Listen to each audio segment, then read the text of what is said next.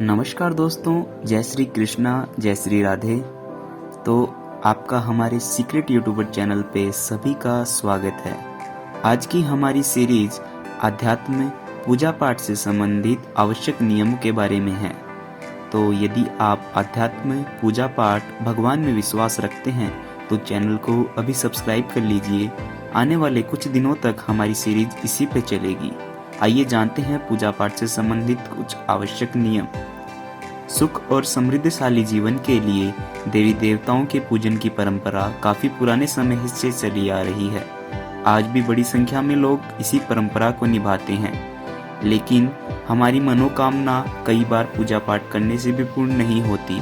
क्यों नहीं होती? क्योंकि हम उन नियमों का पालन नहीं करते हैं।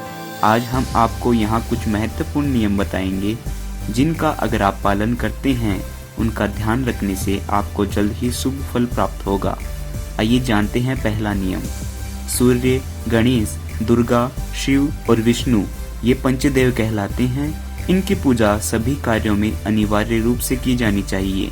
प्रतिदिन पूजन करते समय इन पंचदेवों का ध्यान करने से लक्ष्मी की कृपा प्राप्त होती है।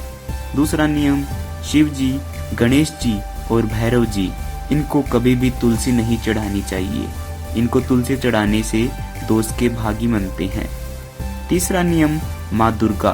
माँ दुर्गा को दूब अर्थात दुर्वा कभी नहीं चढ़ानी चाहिए। यह सिर्फ भगवान गणेश जी को अर्पित की जाती है। चौथा नियम, सूर्य देव को शंख से जल कभी अर्पित नहीं करना चाहिए। पांचवा नियम, तुलसी का पत्ता बिना स्नान किए हुए नहीं तोड़ना चाहिए। शास्त्रों के अनुसार यदि कोई व्यक्ति बिना नहाए ही तुलसी का पत्ता तोड़ता है तो भगवान उसे स्वीकार नहीं करते हैं।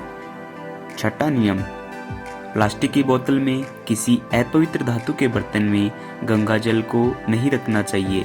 अपवित्र धातु जैसे एल्युमिनियम, लोहे के बर्तन, गंगा जल तांबे के बर्तन में रखना बहुत शुभ माना जाता है। सातवां नियम, स्त्रियों को अपवित्र अवस्था में पुरुषों को शंख नहीं बजाना चाहिए। यह नियम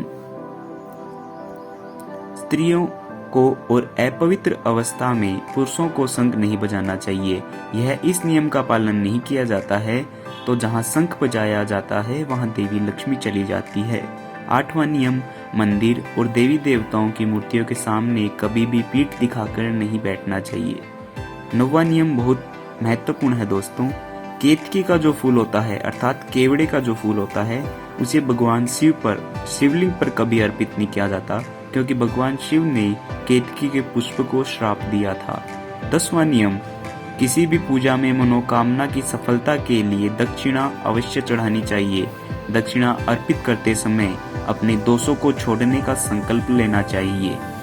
11वां नियम, दुर्वा अर्थात दूब रविवार को नहीं तोड़नी चाहिए। 12वां नियम, माँ लक्ष्मी को विशेष रूप से कमल का फूल अर्पित किया जाता है। इस फूल को 5 दिनों तक जल छिड़ककर पुनः चढ़ाया जा सकता है। यह दूषित नहीं होता है। 13वां नियम, शास्त्रों के अनुसार शिवजी को प्रिय बिलपत्र 6 माह तक बासी नहीं माना जाता। इसे जल चढ़ाकर पुनः शिवलिंग पर अर्पित किया जा सकता है। 14वां नियम, तुलसी के पत्तों को 11 दिनों तक बासी नहीं माना जाता। इन पत्तियों को हर रोज छिड़ककर भगवान को अर्पित किया जा सकता है।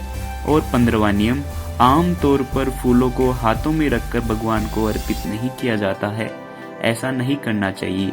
फूल चढ़ाने के लिए फूलों को किसी पवित्र पात्र में रखना चाहिए और इसी पात्र से लेकर देवी देवताओं को अर्पित करना चाहिए।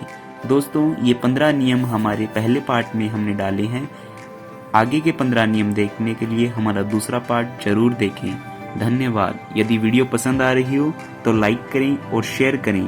चैनल को सब्सक्राइब कर लें आगे आने वाली वीडियो के लिए। धन्यवाद।